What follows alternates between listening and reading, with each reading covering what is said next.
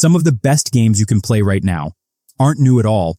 In fact, a lot of modern games with bigger budgets, better graphics, and massive hype still can't match the feeling these older titles deliver. And I'm not talking about nostalgia bias. I mean gameplay, immersion, and that addictive just one more hour feeling. These are the kind of games that don't age. They evolve in your memory, so if you think old games feel outdated, this list might completely change your mind. So, yeah, in this video, we're going through 10 old games that somehow still feel better than a lot of what we get today.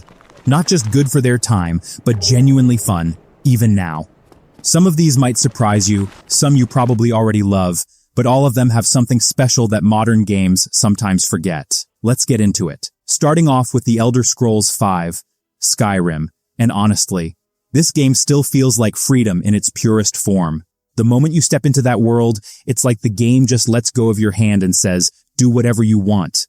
You can follow the main story, sure, or completely ignore it for hours and just explore random caves, join guilds, or mess around with builds. And what's crazy is how natural everything feels. You're not being pushed or rushed. Even today, very few games give you that same level of immersion where you genuinely lose track of time. The combat might feel a bit clunky compared to modern standards. And yeah, the animations aren't perfect, but somehow it doesn't matter. Because the world, the music, the atmosphere, it pulls you in. You're not just playing Skyrim, you're living in it. And that's something a lot of newer open-world games still struggle to replicate.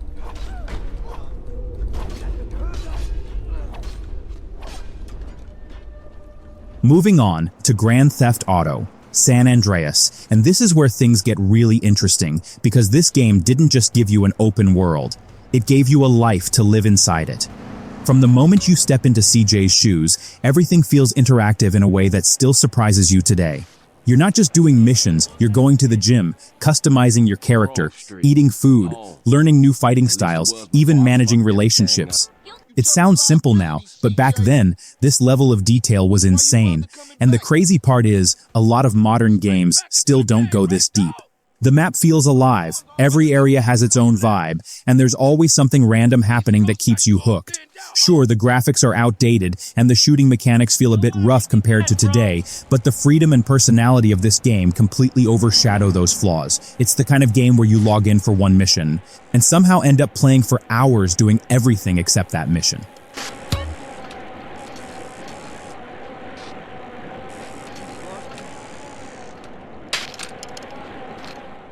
Next up is Half-Life 2, and this one still feels way ahead of its time in the best way possible. The first thing that hits you isn't just the shooting, it's how the world reacts to you. The physics system alone makes everything feel real, like you're not just running through levels, you're actually interacting with them, picking up objects, solving puzzles, using the environment as a weapon. It all feels smooth and natural even today. And then there's the storytelling, which is honestly one of the coolest parts. There are no long cutscenes forcing the story on you, it just unfolds around you while you're playing, which keeps you fully immersed the entire time. You're always in control, always present in the moment. Even the pacing is perfect, it constantly switches things up so it never feels repetitive or boring. Sure, visually it's not on the same level as modern shooters, but the design, the atmosphere, and that feeling of being inside a real breathing world. That still hits harder than most games today, and the best part is, it proves you don't need flashy graphics to create something unforgettable.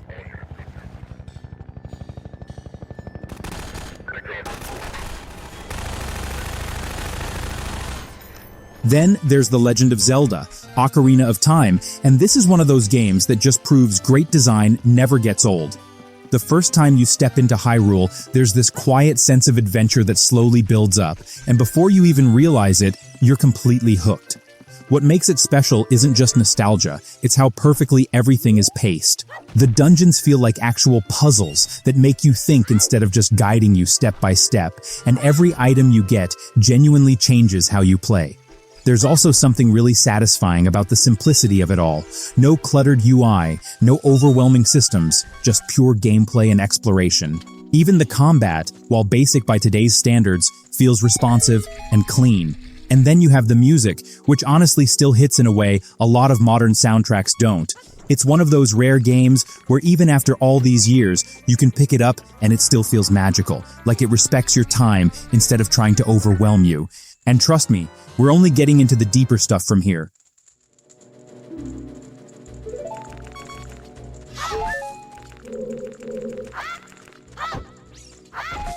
Now, stepping into Dark Souls, this is where things get intense, because this game doesn't try to entertain you.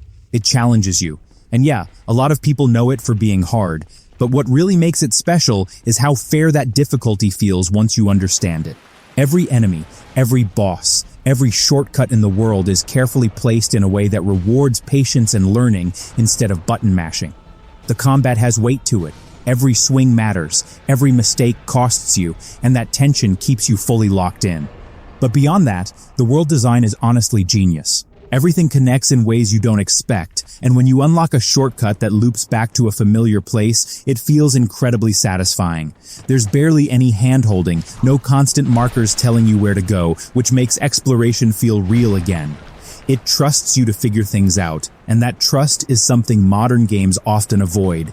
It can be frustrating at times, no doubt, but when you finally beat a tough boss or push through a brutal area, the feeling you get is something most newer games just can't replicate.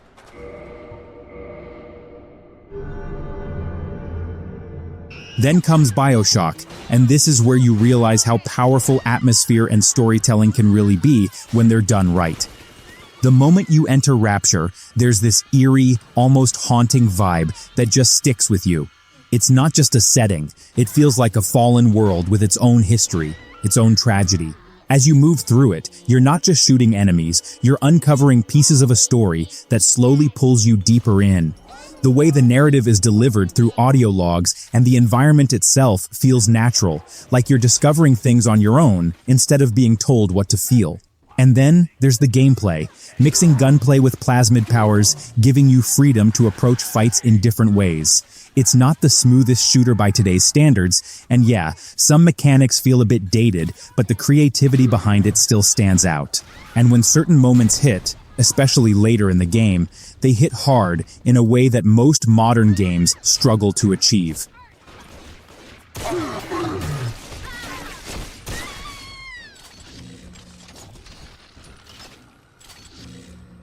Grown now, baby snatcher. Even after... Next up is Metal Gear Solid 3, Snake Eater, and this game is honestly on a completely different level when it comes to stealth and storytelling. From the moment it starts, it doesn't feel like a typical action game. It feels like you're dropped into a real survival mission where every decision matters. You're not just sneaking around enemies, you're managing hunger, injuries, camouflage, and the environment itself. Even small things like changing outfits based on terrain actually affect how well you stay hidden, which makes every encounter feel smart instead of random. And then the story. It's one of those rare narratives that actually sticks with you. It mixes serious emotional moments with intense espionage drama in a way that feels surprisingly grounded for such a wild setting. The boss fights are also unforgettable, not just because of gameplay, but because each one feels like a unique character encounter with meaning behind it. Sure, some controls feel a bit old compared to modern stealth games, but the depth and creativity here still put a lot of newer titles to shame. This is one of those games that reminds you how strong game design can carry an entire experience.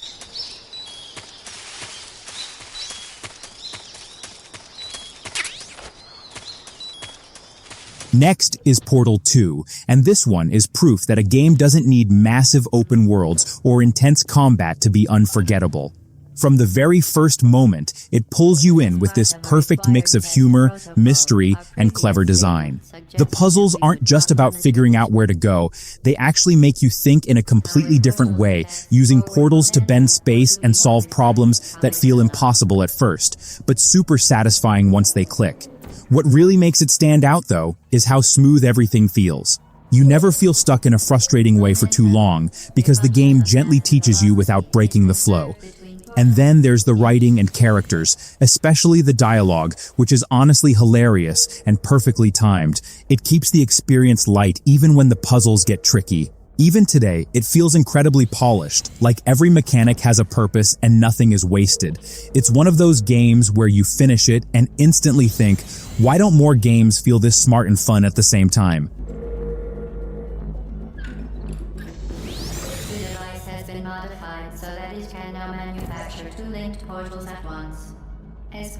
Now let's talk about Red Dead Redemption. And honestly, this game still hits differently even today. From the moment you step into that dusty, quiet Western world, there's this feeling of loneliness and freedom that modern games rarely capture. You're not rushing from marker to marker, you're just riding through massive open landscapes, hearing your horse's hooves, and feeling like you're actually part of that era.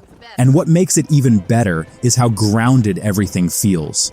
The shooting is simple but satisfying, the random encounters actually feel meaningful, and the world reacts in a way that makes it feel alive without overwhelming you. But the real strength of this game is its story.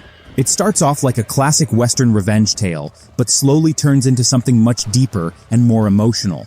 The characters feel real, the dialogue feels natural, and by the end, it doesn't just feel like you finished a game. It feels like you went through a journey. Even now, a lot of modern open-world games struggle to balance atmosphere and storytelling like this one did so naturally. It's calm, it's powerful, and it sticks with you long after you stop playing. Well, we got rid of the coyotes. I just wish we'd saved all the chickens. Let's go. I'll take you back to your room. Finally, we've got Batman, Arkham City. And this is one of those games that just makes you feel like Batman the second you start playing. The movement across Gotham's prison city is insanely smooth, like gliding between buildings and dropping down on enemies never gets old. What really makes it stand out is the combat system. It's simple to learn, but incredibly satisfying to master, and when you get into a rhythm of counters, combos, and takedowns, it genuinely feels like you're controlling a superhero instead of just pressing buttons. The stealth sections also add another layer, letting you plan out how to take down enemies one by one in creative ways, which keeps things fresh throughout the game. And then there's the atmosphere. Dark, gritty, and full of detail, it really feels like a living comic book world.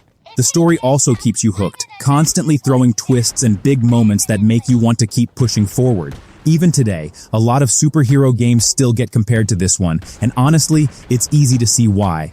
It just nailed that perfect balance of gameplay, style, and feeling like you actually are Batman.